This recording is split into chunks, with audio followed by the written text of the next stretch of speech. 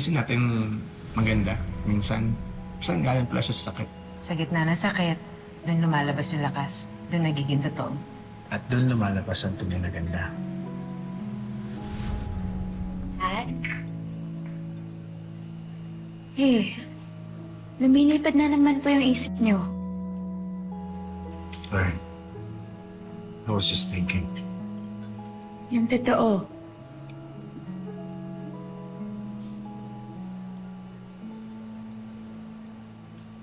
May nakita kang babae. I thought it was Lorena. Iniisip mo pa rin kasi siya. Ako rin naman minsan, I still think about her.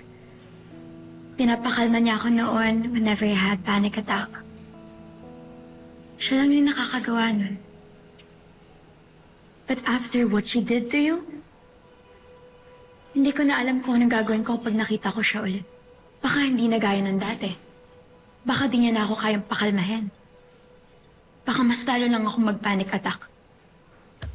Wow. We're still on the Lorena nostalgia tour, I see. I'm sorry, Tita Ronnie. No worries, dear. You know, I'm just wondering kung kailan kaya ako magiging part ng throwback stories mo.